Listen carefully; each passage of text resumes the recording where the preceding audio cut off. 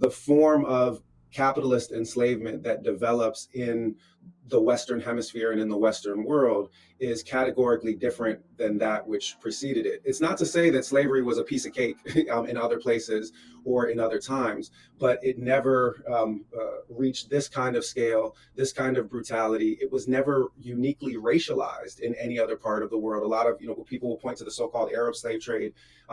Research indicates that until the rise of the European slave trade, um, Black people, for example, were never a majority amongst the enslaved in Arabic speaking countries. Like even as late as the 1600s in Egypt, the majority of the enslaved are people that are coming from all around the Mediterranean, from parts of Asia, and a few from sub-Saharan Africa. What takes place with the rise of the European slave trade is that Black and slave get collapsed into a single category. So you have a racialized, commoditized chattel slavery that is at the foundation of a new form of capitalist exploitation and a new form of global imperialism, because it's first the Spanish, then the Portuguese, then the Dutch, then the French, then the British that dominate this trade. And that is also the list of the most powerful and wealthiest imperial states in chronological order. All of them have their foundations in this new form of mass racialized subjugation. Like the dehumanization is not just a term. Like we kind of probably need like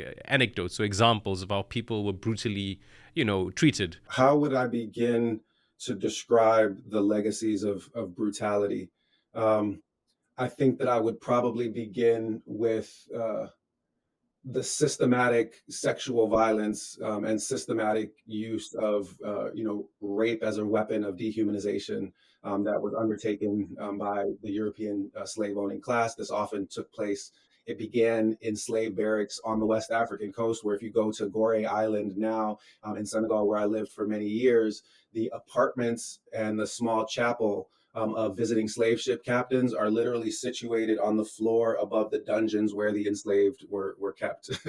So people, said their prayers to the European Crusader Christian God, and then called up enslaved women from those quarters below them and did what they would with them. That process continued on slave ships. That process continued onto slave plantations. When you talk about the fact that you literally needed to, as I mentioned before, on Caribbean islands to replenish the slave population every few years, you are talking about people that are literally being worked to death within the span of a couple of years and then replaced with new human beings. We don't have language or visuals to describe the kind of systematic trauma that is inflicted upon human beings, or maybe many in this generation didn't have it until they've seen Gaza. If you can imagine